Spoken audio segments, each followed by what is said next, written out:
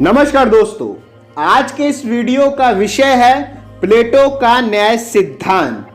साथियों, आज का ये वीडियो बनाने का उद्देश्य है आपका कंसेप्ट क्लियर करना, क्योंकि अधिकतर बच्चों की यही प्रॉब्लम होती है कि वो बुक में जब इस टॉपिक को पढ़ते हैं तो आखिर इस टॉपिक में चल क्या रहा है, क्या बात हो रही है, वो नहीं समझ पाते। तो इसीलिए आज के इस वीडियो में हम प्लेटो के न्याय का जो कंसेप्ट है वो क्लियर करेंगे। तो साथियों, सबसे पहले आप एक एग्जाम्पल से समझिए।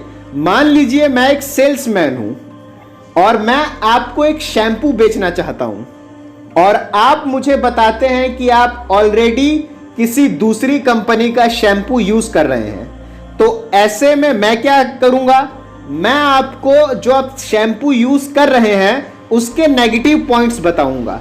मैं आपको उस शैम्पू के दोष बताऊंगा कि ये शैम्पू बहुत महंगा है, बालों को नुकसान पहुंचाता है और ये शैम्पू के बहुत सारे साइड इफेक्ट्स हैं। क्योंकि जब तक मैं आपको आपके पुराने वाले शैम्पू के नेगेटिव पॉइंट्स नहीं बताऊंगा तब तक आप नए शैम्पू की जरूरत नहीं समझेंगे।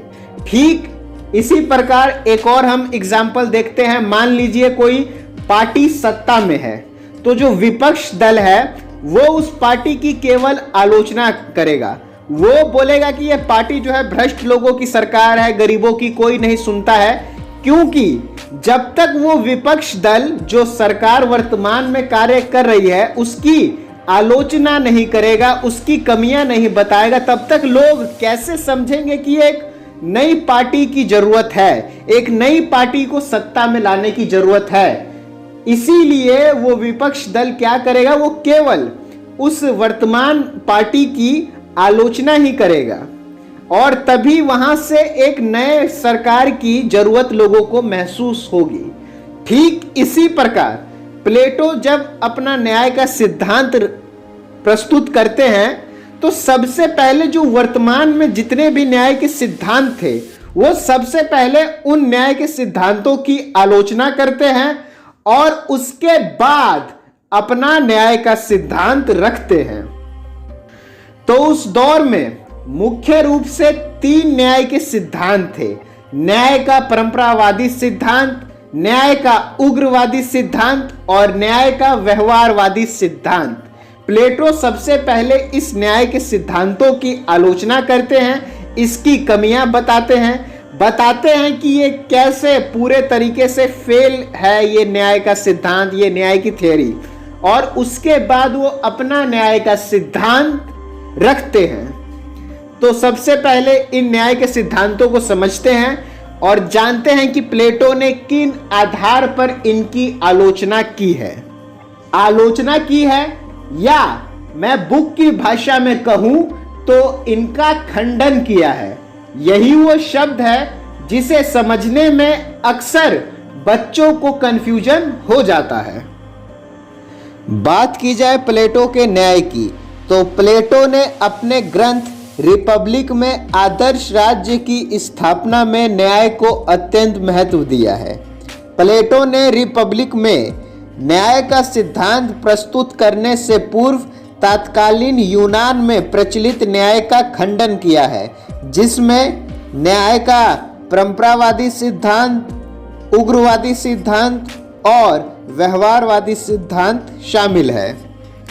बात की जाए परंपरावादी सिद्धांत की, तो सेफेलस के अनुसार अपने वक्तव्यों और कार्यों में सच्चा होने तथा देवताओं और मनुष्य के प्रति अपने ऋण को चुकाना न्याय है।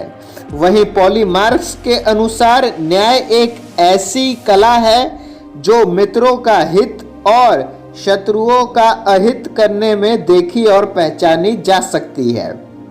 यानी ये जो न्याय का परंपरावादी सिद्धांत है ये सेफेलस ने दिया था और पॉलीमार्क्स इन्हीं के पुत्र थे जिन्होंने इस न्याय के सिद्धांत को कंप्लीट किया था। तो यहाँ प्लेटो इन न्याय के सिद्धांत का खंडन इस प्रकार से करते हैं कि आप यहाँ देख सकते हैं कि सेफेलस के अनुसार सत्य बोलना और अपने ऋण को चुकाना ही न्याय है। तो यहाँ प्लेटो कहते हैं कि सत्य बोलना न्याय नहीं हो सकता, क्योंकि ऐसे तो आप अपने राज्य के जो गुप्त जानकारियां हैं, जो सीक्रेट हैं, वो भी सत्य बोल के दूसरे को दे देंगे। और रही बात ऋण चुकाने की, तो ये एग्जाम्पल प्लेटो देते हैं कि मान लीजिए आपने अपने दोस्त से कोई हथियार लिया और थोड़े समय के बाद वो दोस्त जो है एक मानसिक रोगी हो गया, अर्थात पागल हो गया। तो ऐसी परिस्थिति में आप अपने दोस्त को वो हथियार देकर समाज को खतरे में ही डालेंगे। तो ऐसे में ये तो न्याय का रूप बिल्कुल नहीं हो सकता। इसी प्रकार पॉलीमार्क्स का जो न्याय है, उनके हिसाब से मित्रों का हित और शत्रुओं का अहित करना ही न्याय है। इस पर प्लेटो बोलते हैं कि अब आपका कौन मित्र है और कौन शत्रु है, ये आप पहचानेंगे कैसे? मान लीजिए कोई आपका शत्रु हो जिसे आप मित्र समझ रहे हो, या कोई आपका मित्र हो जिसे आप शत्रु समझ रहे हो, तो यहां आप पहचानेंगे कैसे कि कौन आपका मित्र है और कौन आपका शत्रु है? तो इस प्रकार से इस धारणा का भी प्लेटो खंडन करते हैं। नेक्स्ट है उग्रवादी सिद्धांत। न्याय का यह सिद्धांत थैमीमैक्स द्वारा प्रस्तुत किया गया था।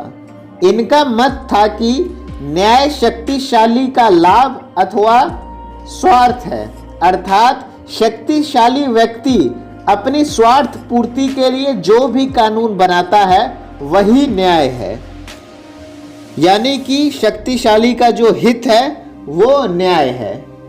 तो यहाँ प्लेटो इसका खंडन इस प्रकार से करते हैं कि शक्तिशाली का हित ही न्याय है। तो जो राज्य की अधिकतर जनता है, जो शक्तिशाली नहीं है, जो निर्बल है, जो आम नागरिक हैं, उनके हितों का क्या? उनके हितों की रक्षा कौन करेगा? जबकि न्याय में सभी का हित होना चाहिए, लेकिन इस धारणा में केवल शक्तिशाली का ही हित है। तो इस प्रकार से प्लेटो इस विचारधारा का भी खंडन करते हैं। नेक्स्ट है न्याय का व्यवहारवादी सिद्धांत। न्याय के व्यवहारवादी सिद्धांत के मुख्य प्रस्तुतकर्ता गलार्को हैं। इनका मानना है कि न्याय शक्तिशाली का नहीं बल्कि दुर्बल व्यक्तियों का हित है। व्यवहारवादियों के अनुसार न्याय का जन्म शक्तिशाली व्यक्तियों की स्वार्थी आकांक्षाओं से दुर्बल की रक्षा करने के लिए हुआ है। अतः न्याय एक कृत्रिम वस्तु है और वह भय की संतान है। प्लेटो न्याय के व्यवहारवादी सिद्धांत को स्वीकार नहीं करते। प्लेटो के अनुसार न्याय मानव आत्मा का आंतरिक गुण है और यहीं से प्लेटो का न्याय स्टार्ट होता है। अब जो मैं आपको पॉइंट्स बताने जा रहा हूं, ये 3 पॉइंट्स है और इसी में पूरा प्लेटो का न्याय है, इसके बाहर कुछ भी नहीं है। तो आप चाहे जिस भी बुक से चाहे जैसे भी पढ़ें, ये 3 पॉइंट्स में ही प्लेटो का पूरा न्याय है, यानी कि ये एक समरी है। तो पहला, प्लेटो का मत है कि न्याय मानव आत्मा का आंतरिक गुण है। दूसरा, प्लेटो के न्याय सिद्धांत का विश्लेषण मनोवैज्ञानिक दृष्टि से हुआ है।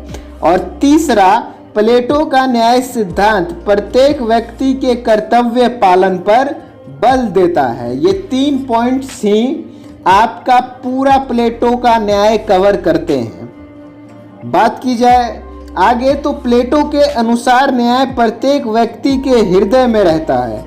यदि व्यक्ति अपने कर्तव्यों का पालन सही ढंग से करता है तो उसका आचरण उसकी न्यायप्रियता को दर्शाता है।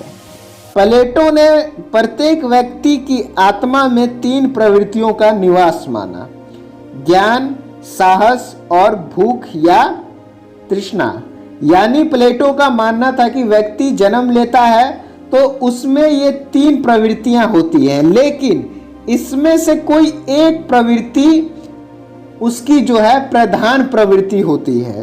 तो जिन व्यक्तियों में ज्ञान की प्रधानता होती है वह शासन का कार्यभार कुशलतापूर्वक संभाल सकते हैं।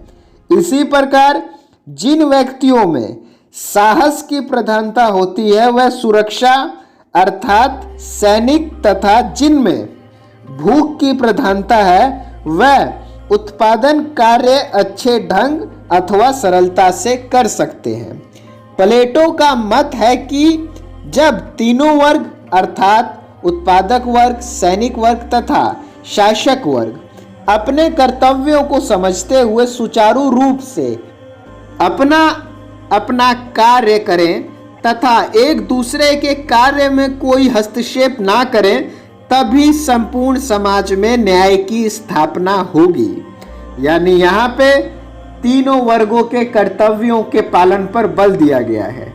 अब आपके मन में ये सवाल होना चाहिए कि हम पहचानेंगे कैसे कि किस व्यक्ति में किस प्रवृत्ति की प्रधानता है।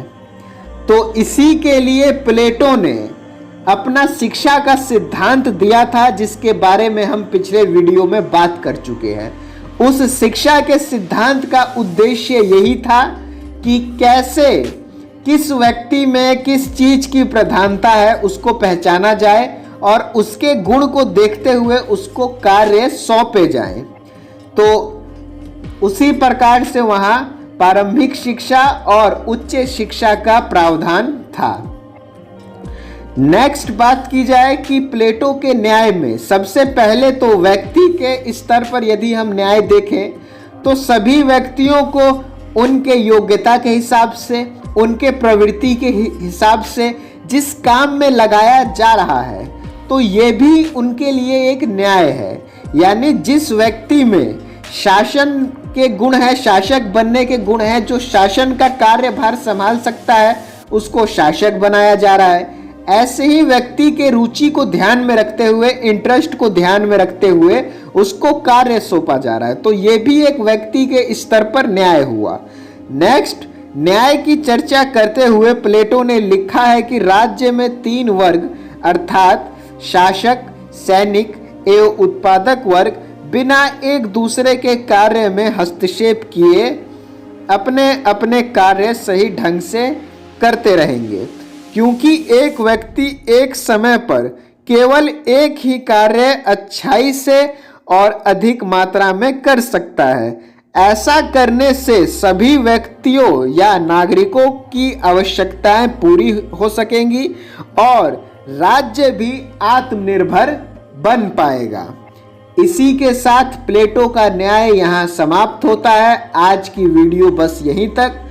वीडियो बनाने में बहुत टाइम और मेहनत लगी है, तो इस वीडियो को लाइक करना और चैनल पे नए हैं तो सब्सक्राइब करना मत भूलना। बहुत बहुत धन्यवाद आप सभी का।